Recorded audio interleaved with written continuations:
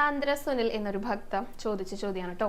Periods ആയി കഴിഞ്ഞിട്ട് എത്ര ദിവസം കഴിഞ്ഞാൽ ക്ഷേത്രത്തിൽ പ്രവേശിക്കാം എന്നാണ് ചോദിച്ചിരിക്കുന്നത്. അപ്പോൾ നമുക്ക് അതിനെക്കുറിച്ച് പറയാം. ഇത് സാധാരണയായിട്ട് പലരും ചോദിച്ച് കാണുന്ന ഒരു ചോദ്യമാണ് കേട്ടോ. എൻ്റെ അടുത്ത് തന്നെ പലതവണ ചോദിച്ചിട്ടുണ്ട്. എനിക്ക് ഇത്ര ദിവസമേ ആയിട്ടുള്ളൂ ഗുരുവായൂർ ക്ഷേത്രത്തിൽ വരണമെന്നുണ്ട്, അല്ലെങ്കിൽ ട്രെയിൻ ഓൾറെഡി ബുക്ക് ചെയ്ത് കഴിഞ്ഞു, അപ്പോൾ വരാനായിട്ട് പാടുണ്ടോ, എത്ര ദിവസം കഴിഞ്ഞാലാണ് ക്ഷേത്രത്തിലേക്ക് പ്രവേശിക്കാനായിട്ട് സാധിക്കുക എന്നൊക്കെ പലരും ചോദിക്കാറുണ്ട് കേട്ടോ. അപ്പോൾ നമുക്ക് അതേക്കുറിച്ചാണ് പറയാനായിട്ട് പോകുന്നത്. സാധാരണ ക്ഷേത്രങ്ങളിൽ, ഇപ്പോൾ ഗുരുവായൂർ ക്ഷേത്രങ്ങളിൽ, അതുപോലെ മഹാവിഷ്ണു ക്ഷേത്രങ്ങളിലെ, ഭഗവതി ക്ഷേത്രങ്ങളിലൊക്കെ 7 ദിവസം കഴിഞ്ഞിട്ടാണ് പ്രവേശിക്കാനായിട്ട് പാടുള്ളൂ. അതായത് 8ാമത്തെ ദിവസം കയറാം. പക്ഷേ മഹാദേവന്റെ ക്ഷേത്രങ്ങളിലാണെങ്കിൽ 12 ദിവസം കഴിഞ്ഞിട്ടേ പോകാനായിട്ട് പാടുള്ളൂ കേട്ടോ. അതായത് 13ാമത്തെ ദിവസമാണ് കയറാനായിട്ട് സാധിക്കുക.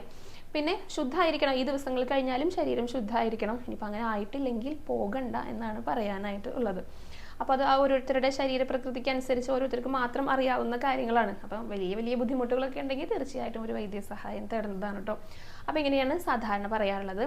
പിന്നെ ഏതെങ്കിലും ദിക്കിലൊക്കെ ഏതെങ്കിലും ക്ഷേത്രങ്ങളിൽ ഇപ്പോൾ ഇത്ര ദിവസം കഴിഞ്ഞേ പോകാൻ പാടുള്ളൂ എന്ന് നിർബന്ധമായിട്ട് പറയാറുണ്ടായിരിക്കും, അവിടെ പാലിക്കേണ്ടതായിട്ടുള്ള ആ ഒരു ആചാരങ്ങൾ. അപ്പം അങ്ങനെ ഉണ്ടെങ്കിൽ അത് കൃത്യമായിട്ട് പാലിക്കുക കേട്ടോ. കാരണം അവിടുത്തെ പ്രതിഷ്ഠയുമായിട്ട് എന്തെങ്കിലുമൊക്കെ ബന്ധം ഉണ്ടായിരിക്കും, അതുകൊണ്ടായിരിക്കാം കൃത്യമായി ഇത്ര ദിവസം വേണം എന്നൊക്കെ പറയാറുള്ളത്. അപ്പോൾ അങ്ങനെയുള്ളതാണെങ്കിൽ അതേപോലെ തന്നെ പാലിക്കുക. അപ്പോൾ സാധാരണ ദിവസങ്ങളിലെ സാധാരണ ക്ഷേത്രങ്ങളിലെ 7 ദിവസം കഴിഞ്ഞാൽ കയറാം. മഹാദേവന്റെ ക്ഷേത്രങ്ങളിലാണെങ്കിൽ 12 ദിവസം കഴിഞ്ഞാണ് കയറാനായിട്ട് പാടുള്ളൂ കേട്ടോ. ഇനി ഇതിൻ്റെ വേറൊരു ഭാഗം കൂടി ഉണ്ട്.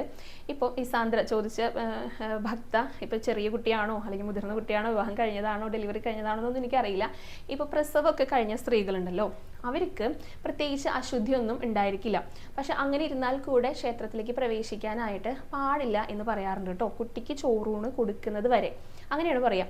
ഈ കുഞ്ഞും അമ്മയും കൂടിയിട്ടാണ് ചോറൂണിന് പോകേണ്ടത്. അന്നാണ് ഭഗവാന് കൊണ്ടുപോയി കാണിക്കേണ്ടത്. അതുവരയ്ക്കും പോകാനായിട്ട് പാടില്ല എന്ന് പറയാറുണ്ട്. അപ്പോൾ ചോറൂണ് കഴിഞ്ഞാൽ പിന്നെ ഏത് ദിവസം വേണമെങ്കിലും പോകാം. അങ്ങനെയാണ്, പ്രത്യേകിച്ച് അശുദ്ധി ഒന്നും ഇല്ലെങ്കിലും ആ ഒരു സമയത്ത് പോകാനായിട്ട് പാടില്ല.